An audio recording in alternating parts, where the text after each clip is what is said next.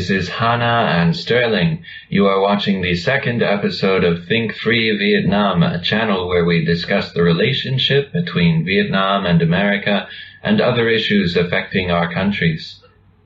Hi everyone, thank you for meeting us in this video again. As a Vietnamese, I was born and grew up in a communist nation among a few countries in the world remain this political regime. There are thousand times I wonder what people outside think about my country, especially their opinion about communism in general. I have raised this question to some of my foreign friends, and now we have Sterling here, an American whom I hope will share his thought about this subject. I hope he knows something to share. So Sterling, tell me when you had the first idea about communism and where it come from.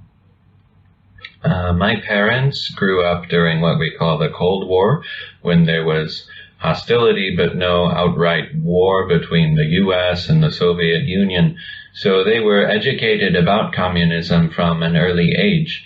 There were many films and books about it. They even had drills in school about how to survive a nuclear attack. For my generation, it was very different. When I was growing up, the Soviet Union had already collapsed. China wasn't considered a serious threat.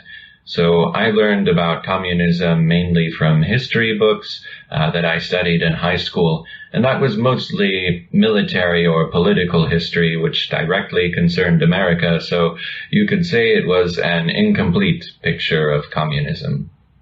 Mm-hmm. You said it's an incomplete picture of communism, so which part is missing? I think several parts are missing. We don't talk about the theory of communism, so most Americans have never read Karl Marx or Mao Zedong. We don't talk about the embarrassing parts of our own history, how American imperialism is implicated in the rise of communism in China and Cuba, or how the CIA and military have committed atrocities in countries like Chile, Guatemala, and Congo to prevent communism from spreading. Another thing I discovered while talking with you is that Americans don't understand the complex relationships between communist countries. We imagine that all communists are united against us. It's very ironic because, as I've learned from you, China and Vietnam are historical enemies.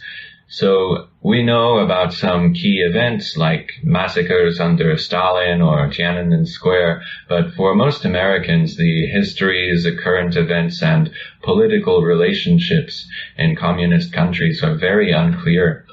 It's strange, but I think we know more about fiction than reality.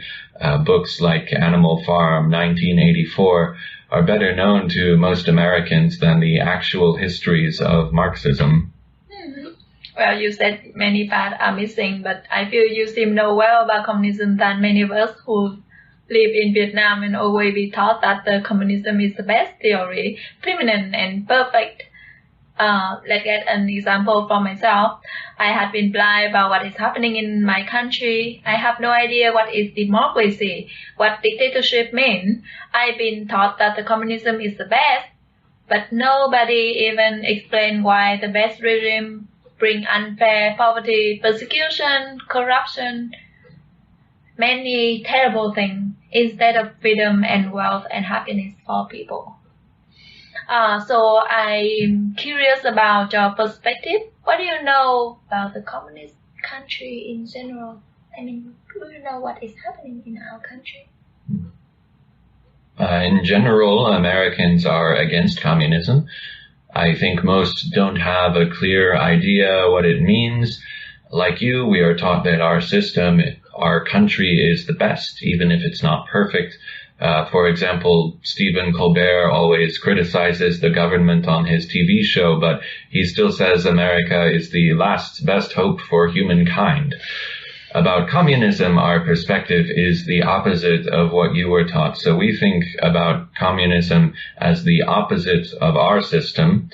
When Americans think about communism, they think about dictatorship, censorship of the press, extensive monitoring and control of citizens' behavior, propaganda, brainwashing, militarism, persecution.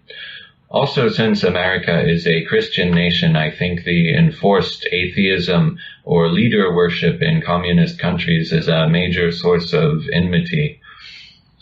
Since we have these terrifying ideas but very little knowledge of history or current affairs, I think communism is like a bogeyman or a monster in the American imagination. If we had more information, I think we would realize that communist governments are not as strong as they pretend to be, and not all citizens are as brainwashed as their governments would like. Mm-hmm. Okay, it's very interesting. About the American government, it's not perfect, I agree. I think there's no perfect system in over the world. But with democracy, you have the power to change it. You have power to correct, to solve your problem. You have freedom, such as freedom of the press, freedom of election. Back to your perspective, at least you know what is happening right now in North Korea, in China, in Vietnam, like what they are doing with Falun Gong, the accusation from Western on Chinese government genocide against the Muslim ethnic group in Western China, with many other minorities, or the huge number of prisoners of conscience among communist countries, right? I think many foreigners know about that. For example, I have a friend from Malaysia who said he didn't want to travel to Vietnam. It seemed like Vietnam don't have rule of law. It's a communist country, so is it not safe? Or there's one time I asked, and you said you know about the 9th line. Yeah, I personally know about these issues. I'm not sure if other Americans know the details. I've mostly been living in Thailand since January 2019. During this time, President Trump's policies have called attention to North Korea and China. I know there's been major media coverage about some of these issues, but I'm not sure what kind of impact it's made with most Americans. Except for Hong Kong. Everybody knows about Hong Kong. Before we close, I have a question for you. Previously, I said that not all citizens of communist countries are brainwashed. I mean that not all people support their government, even if they don't oppose it. I think fundamentally all people want to live their definition of a normal, healthy life. And they want their government to support them, but mostly they want their government to leave them alone. Can you tell me, how do most Vietnamese people feel about their government? What does the average citizen think? Well, I'm not sure I have a large view enough to answer the question accurately. I think there are 3 types of common opinion in Vietnam about the government. Group 1 is people who get benefit from the government, whom give a trust in what the government do. They try to protect the regime, they try to protect the Communist Party, and they call people like me is reactionary, who dare to critique the government.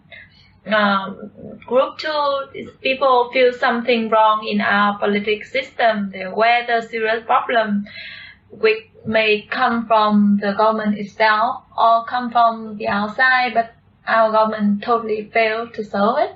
But they just think, oh, we have no choice, we can't do anything. Many of them try to earn money and find a way to resettle in another country. Group 3 is people, sadly, just don't know and don't care.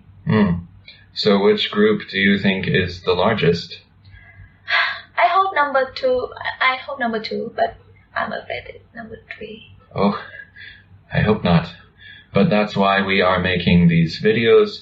We want people to be informed and also to be able to think and discuss about politics and to discuss with foreigners or people who have different opinions. We hope you will share your opinion.